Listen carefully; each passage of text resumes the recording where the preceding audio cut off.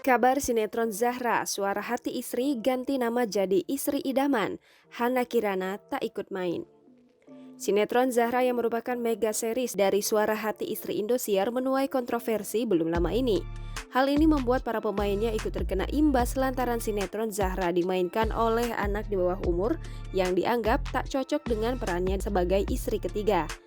Nah, setelah sempat dihentikan sementara, sinetron Zahra Indosiar sempat dikabarkan bakal diganti judul dengan Istri Idaman.